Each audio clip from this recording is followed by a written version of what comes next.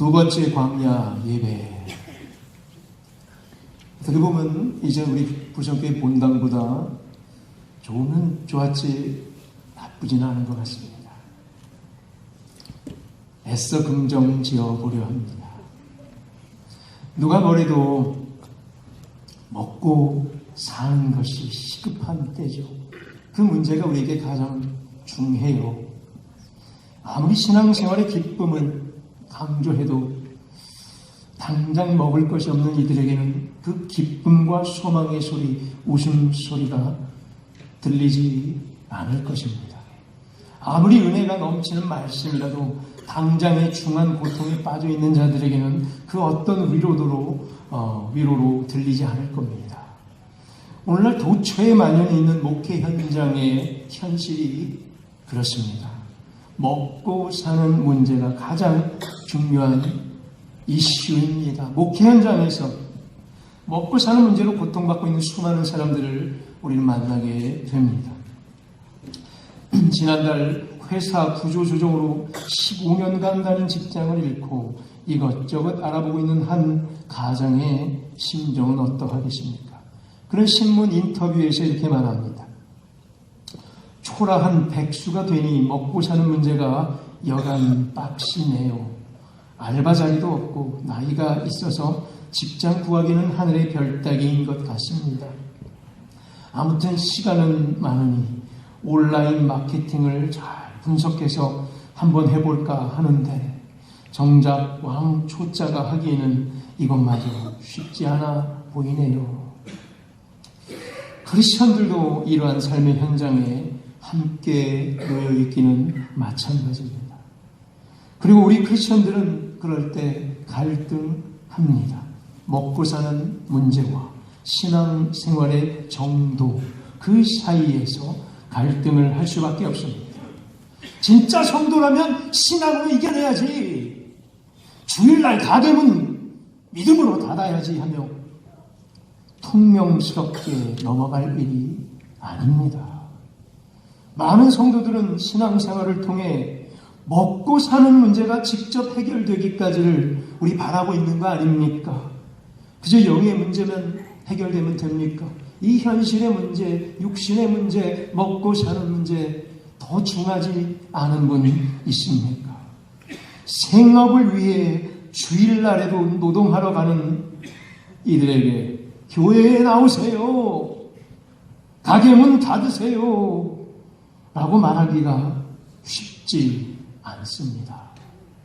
상대방이 교회에 나올 수 있도록은 대신 가서 일을 해주지 않을 거라면, 가게세를 대신 내주지 않을 거라면 교회에 나오라고 권유하기가 쉽지만은 않습니다. 그럼 당신이 가게세 내줄 거요? 당신이 밀린 월세 갚아주실 거요? 못하잖아요. 그저 직장이라도 있어서 그 가정이 먹고 살 수 있음에 그저 감사할 뿐입니다. 식량을 매번 사서 제공하지 않을 거라면 교회에 나오라고 권유하기 쉽지 않을 겁니다. 떨어진 성적을 우리 학생들 떨어진 성적 올리고자 주일날에도 학원 가는 그들에게 학원 가지 말고 교회에 나오라고 권유하는 우리 선생님들의 마음 쉽지만은 않을 겁니다. 선생님들이 대신 가서 시험 봐주지 않을 거잖아요. 대안을 내주고 의식이 바뀌지 않는 한 쉽지만은 않습니다. 사탄 마귀는 정확히 알기 때문에 교회를 깨부실 공격 포인트를 처음부터 여기로 정했고 집중 포화를 던집니다. 바로 먹고 사는 문제.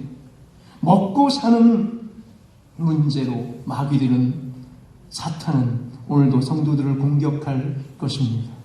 떡을 먹고 배부른 까닭으로 교회에 나오도록 성도들을 유혹하고 그런 분위기를 자아낼 겁니다. 교회에 나왔더니 이렇게 잘 됐더라 라는 거 말이죠.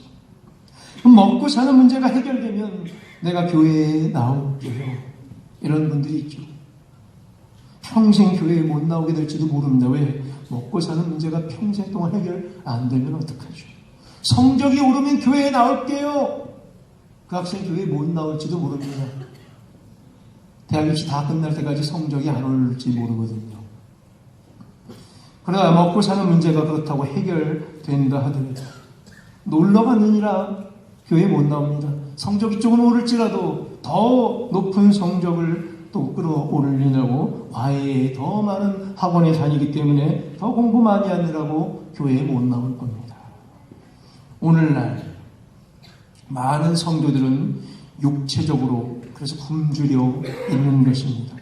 한마디로 오늘 본문을 빗대어 말하면 늘 배가 고프다는 얘기예요. 아무리 노력해도 허기가 채워지지 않습니다. 아무리 애써봐도 육신적으로 만족함이 없습니다. 예수님께서도 너무나 잘 아셨어요. 마태복음 4장에서 세례 요한에게 세례를 받으시고 본격적으로 공생의 사역을 시작할 때죠.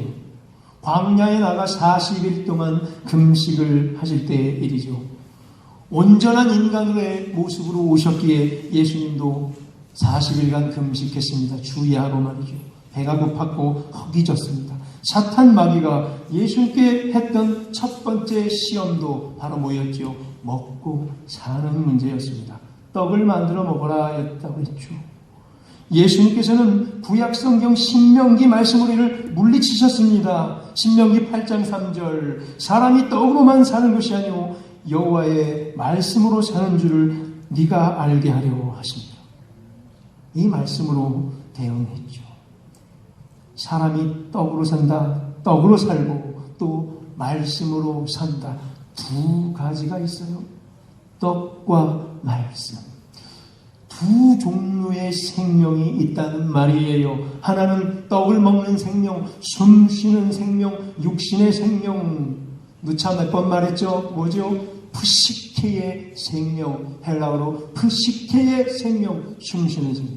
또 다른 생명, 말씀으로 사는 생명, 진짜 생명, 그래서 누릴 수 있는 생명, 영의 생명. 무슨 생명이죠? 조예의 생명. 조예, 영어 조이의 원어예요. 기쁨, 진짜 조예의 생명. 사람이 떡으로, 그 말은 떡으로 사는 게 맞다는 얘기예요. 떡으로 살죠, 당연히. 숨 쉬는 생명을 위해서 말이죠. 그리고 또 하나 살 수 있는 게 말씀으로도 산다는 얘기예요. 진짜 누리는 영적 생명을 가지고도 산다는 얘기예요. 이 자리에 나와 있는 여러분처럼 말이죠. 가끔씩 그런 시험 해보죠. 1분간만 숨을 멎어보라고 말이죠. 1분 숨을 참으시면 딱 느낌이 오죠. 아, 이렇게 끝나는구나. 이 숨이 멎으면 육신의 생명은 바로 끝이구나. 너무나 간단합니다. 장례식장 가보면 알죠. 숨이 안 나오는 사람 화장해서 바로 잿더미로 변해버리는 한 움큼의 재. 그게 우리의 본질일 수도 있겠죠. 너무나 간단합니다. 1분만 딱 숨을 멎어보세요. 끝나는 겁니다. 한편 우리 크리스천들이 누리는 진짜 생명이 있다는 거죠. 지금도 누리고 있는 거죠. 세상 방식이 조금씩 멀어질수록 진짜 생명인 영의 생명에 가까이 가기 마련입니다. 새 속에서 벗어나면 벗어날수록 하나님 말씀 더 붙잡게 된다는 말이죠. 육체적인 소욕과 영의 만족을 추구하는 방향 중에 우리가 쫓아야 될 것, 영의 방향으로 더 가고 있는가? 영의 만족을 내가 더 쫓고 있는가? 내가 추구하는 방향이 어디가 더 커지고 있는가? 살펴보기를 원합니다. 영의 만족을 추구하는 방향, 우리 크리스찬들이 가야 할 방향인 건 분명해요. 그래요. 생명의 말씀, 영의 생명 우리는 반드시 붙잡아 되어야 되는 줄로 믿습니다. 그런데 육은 어떻게 할까요? 배고픈데 어떡하죠? 허기졌는데 어떡하죠? 고단한데 어떡할까요? 오늘 읽은 마가복음 6장에서도 시대의 배고픔을 그대로 묘사하고 있습니다. 뭐죠? 전반적인 글을 읽을 때 느껴지는 정서가 다들 피곤합니다. 지쳤습니다. 31절에서 예수님께서는 그래서 가서 잠깐 쉬어라 라고 말씀하십니다. 쉴 겨를 없이 피곤하게 달려만 왔던 인생, 여기저기 일하고 있는 모습들 너무나 힘들었구나. 31절 끝에 보면 음식 먹을 겨를도 없었구나. 배가 고프구나. 이게 우리네 인생들이라니. 너무나 달려왔죠. 우리 지금까지 달려오셨잖아요. 여기까지 경제 발전을 이루고자 수없이 우리 어르신들 달려왔잖아요. 고단하시죠? 피곤하시죠? 쓰시죠? 아프시죠? 그 길들을, 어른들이 달렸던 그 길들을 우리 젊은이들이 보고 이제 그대로 달려갈 겁니다. 피곤한 인생길을 들어갈 겁니다. 또 시험에 또 시험을 볼 것이고, 또 올라가야 되고, 또 밟고 짓밟고 올라가야 되는 길들에 우리 청소년들 놓여있죠. 우리 청년들 그러고 있죠. 고단할 거예요. 지금의 고단은 비교도 안 될 고단과 더 큰 중압감이 인생 갈수록 우리에게 다가올 거라는 얘기죠. 힘듭니다. 고단합니다. 지쳤습니다. 쉬고 싶습니다. 35절에 보면 가뜩이나 피곤하고 배고파 죽겠는데, 고단해 죽겠는데 빈 들판에 나와 있습니다. 텅 비어 있습니다. 짠합니다. 마음까지 텅 비어 있습니다. 황량하고 외롭습니다. 그리고 또 뭐예요? 날이 저물어가고 있습니다. 날도 저물어가고 으슥으슥해지고 희망도 없어 보입니다. 자, 뭐예요? 고단하고 배고프고 날이 저물고 텅 비어 있습니다. 뭐죠? 그저 눈물만 돕니다. 한마디로 이 장면을 묘사한 단어가 있어요. 예수님께서 말씀하셨어요. 한마디로 불쌍하다. 불쌍한 사람들입니다. 세상에서 치일 대로 다 치이다가 예수님을 쫓아 여기까지 왔습니다. 육신의 생명 피곤하여 배고픈 상태입니다. 육신의 상태가 지쳤고 아프고 더러는 황량하고 외로운 상태에 있다는 거예요. 이 시대의 우리 모두가. 이제 예수님께서 어떻게 하십니까? 오늘 예수님께서 어떻게 하시죠? 떡으로 먹이십니다. 앞에 말씀으로 가르쳤습니다. 먼저 말씀으로 가르쳤고 거기서 끝내지 않으셨습니다. 떡으로 먹이셨습니다. 실제 떡을 먹여 고단한 백성을 살리십니다. 말씀을 통해 영적으로만 위로하고 회복시킨 것이 아닙니다. 실제 떡을 먹이시어 육신을 살려주셨습니다. 즉 먹고 사는 문제를 간섭하시고 해결해 주셨습니다. 예수님께서 너무나 잘 아시기에 40일간 굶어보셨기에 외롭게 황량한 광야에서 40일의 주야를 보내셨기에 더 잘 아셨습니다. 우리의 고통과 고뇌를 너무 잘 아셨습니다. 그게 우리 예수님이십니다. 우리와 똑같이 고통받고 있습니다. 여러분 힘드시죠?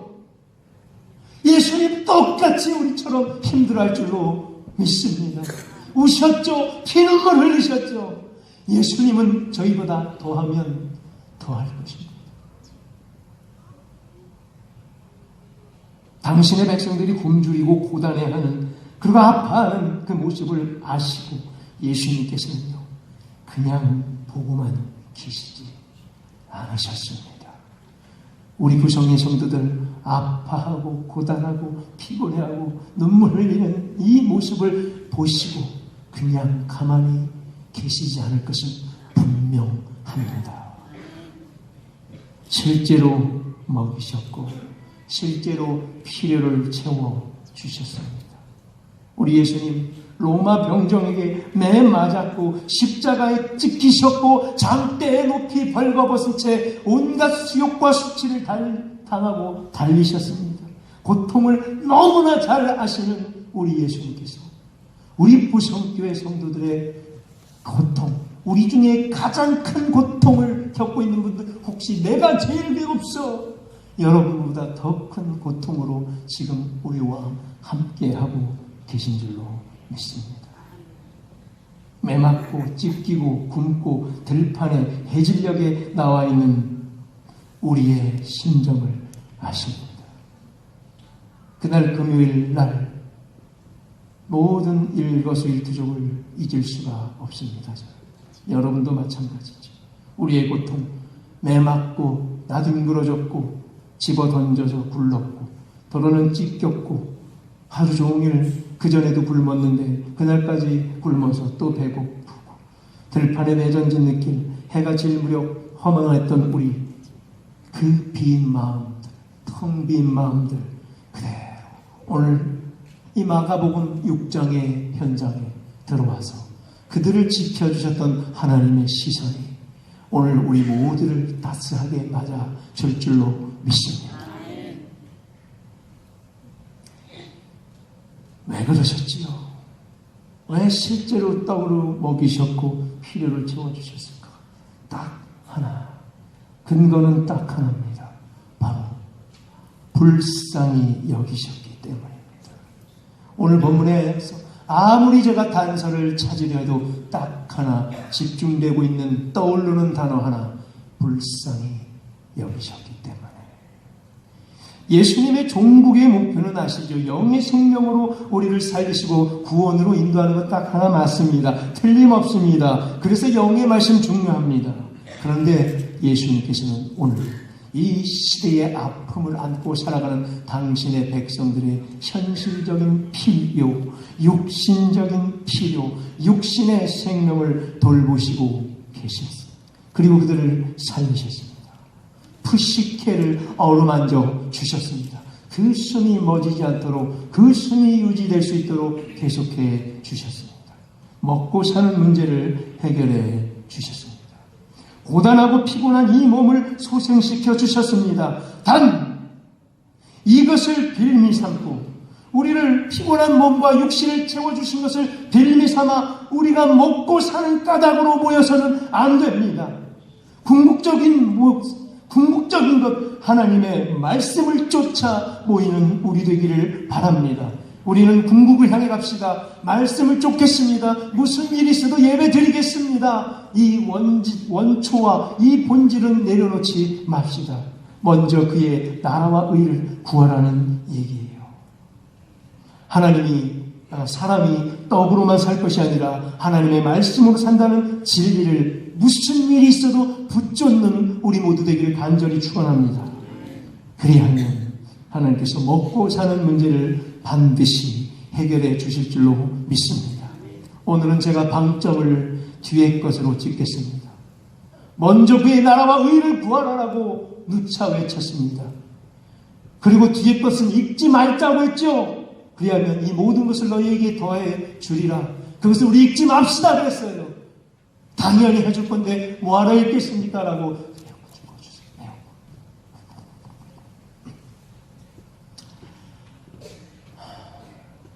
오늘은 뒤의 것에 방점을 둡시다.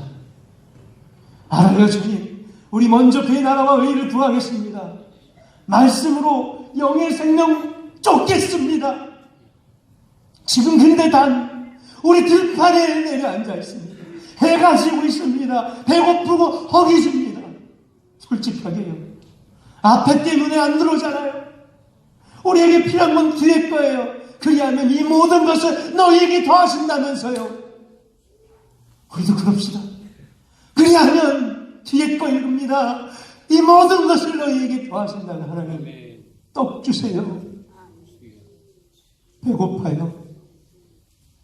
외로워요. 무서워요. 두려워요. 추워요. 피곤해요. 아파요. 먹고 사는 문제 우리 해결해 달라고. 물고 늘어져야 할 때인 것 같아요.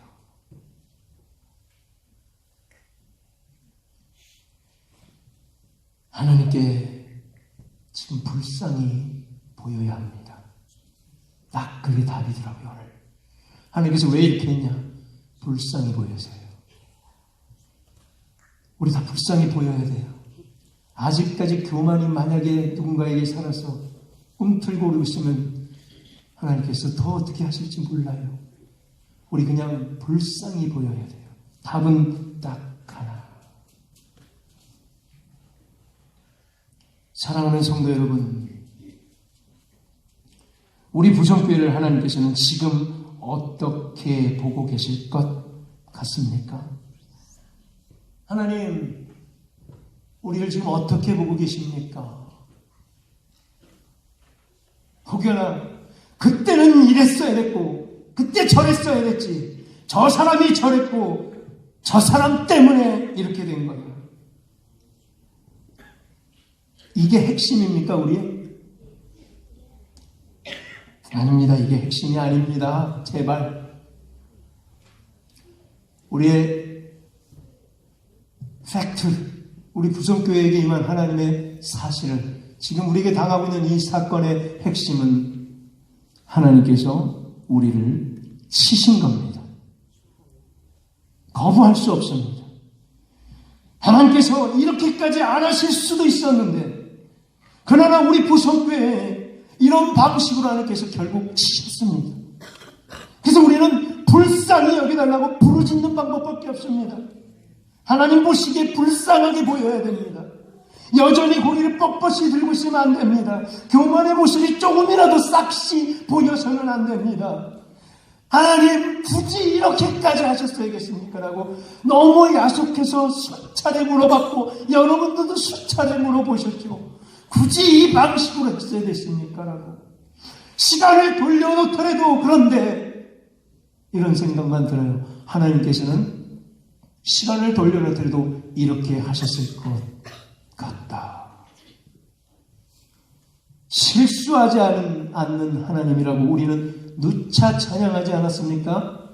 하나님께서는 실수하지 않는 하나님인 줄로 믿습니다. 하나님께서는 실수하지 않는 하나님인 줄로 믿습니다. 됐죠? 지금 하나님은 실수 아니죠? 더 심하게 칠 수 있었는데 여기서 멈추신 것에 감사하십시다.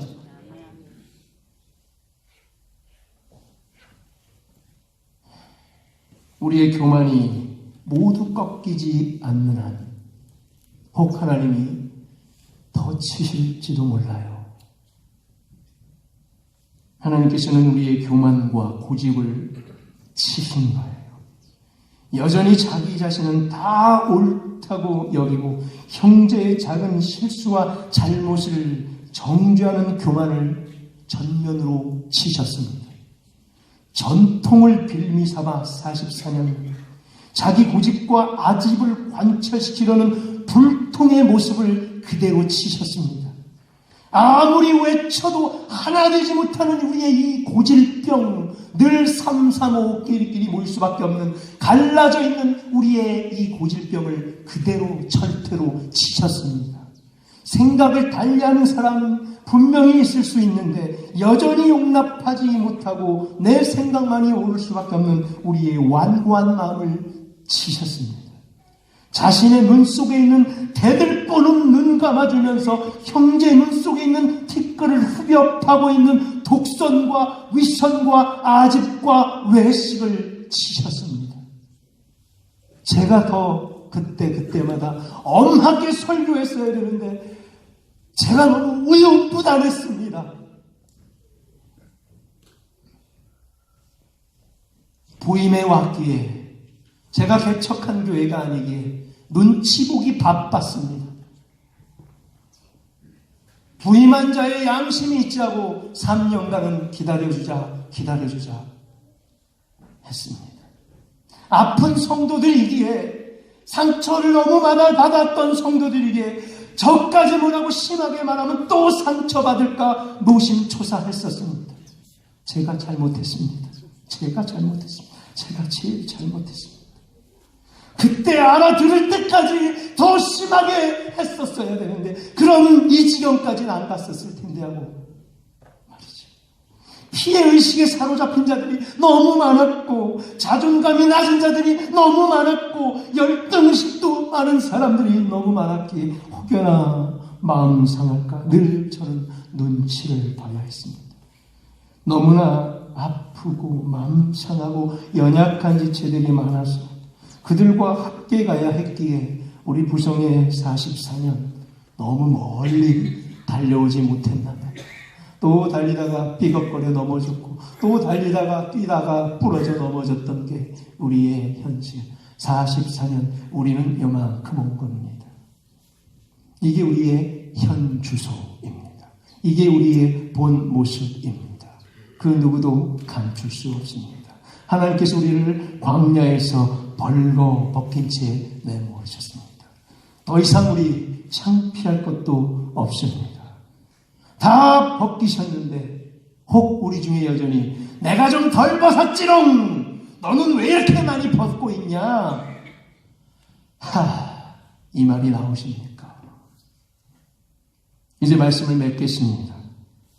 오늘 본문에 7번 반복해 나온 단어가 있습니다. 떡, 떡, 떡, 떡, 떡, 떡, 떡. 떡의 출처가 어디냐 묻고 있습니다. 떡, 빵이죠. 떡의 출처가 어디입니까? 한 어린아이입니까? 어린아이의 희생과 섬김에서 나온 겁니까? 아닙니다. 오늘 본문은 아예 어린이 이름도 안 나옵니다. 요한복음에 잠깐 어린아이가 그랬다지만 마가복음에는 어린아이 나오지도 않습니다. 한 어린이의 희생과 섬김으로 그 떡을 먹고 삽니까? 아니라는 거예요. 200데나리온입니까? 돈입니까? 이 정도면 되겠습니까, 여러분들? 200데나리온이면 되겠습니까? 200데나리온 있으면 우리 부석교회 일어설 수 있습니까? 그거는 되겠습니까? 아닙니다. 우리가 살 길은 헌신으로도 아닙니다. 돈으로도 아닙니다. 잘 알면 되겠습니까? 지적으로 지혜가 풍성하면 살 수 있습니까? 좋은 변호사가 있으면 살 수 있습니까? 아닙니다. 우리의 살 길은 딱 하나.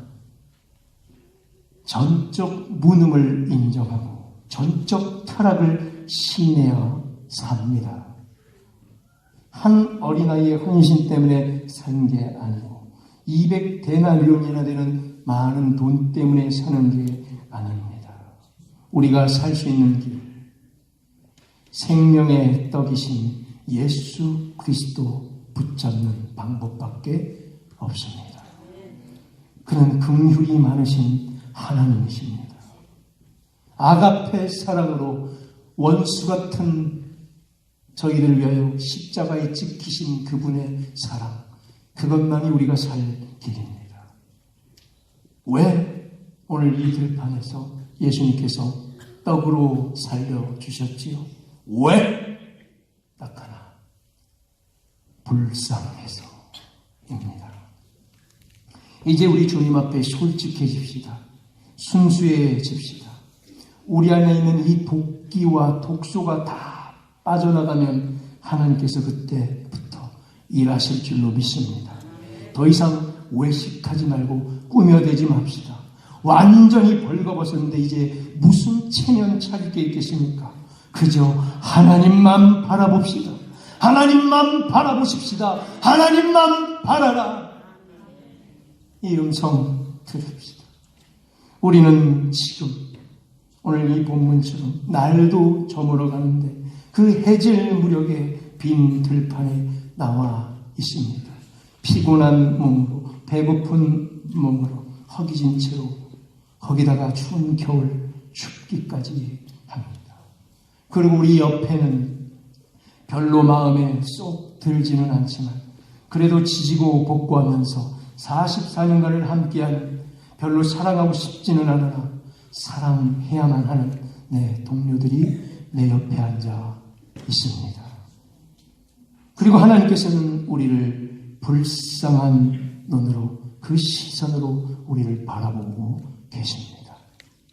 비록 지금은 다 털어보니까 보리떡 5개, 물고기 2마리, 오병 2어 밖에 없지만 하나님께서 축복하실 줄로 믿습니다. 축사하시고 직접 떼어 먹여줄 줄로 믿습니다. 5,000명도 먹고 남고 12바구니에 차고 넘치는 기적이 우리 부성교회에 있기를 간절히 소망합니다. 지금 우리 앉아있는 이 자리, 소망의 자리 될 줄로 믿습니다. 뒤돌아볼 때 아하, 여기가 진정한 소망의 자리였구나. 하나님께서 거기서 멈추셨구나. 우리가 온전히 무릎 꿇을 때 다시 한번 우리를 살려주셨구나. 간증하는 소망의 자리 될 줄로 믿습니다. 육신의 생명, 부식회의 생명, 하나님께서 버리지 않고 반드시 거두어 줄 줄로 믿습니다.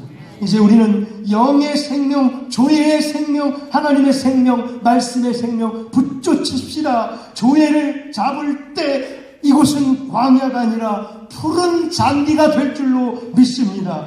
하나님 말씀인 영의 양식, 최선으로 쫓아갈 때 그런 사람들이 모여있는 이 곳은 반드시 소망의 자리가 될 줄로 믿습니다.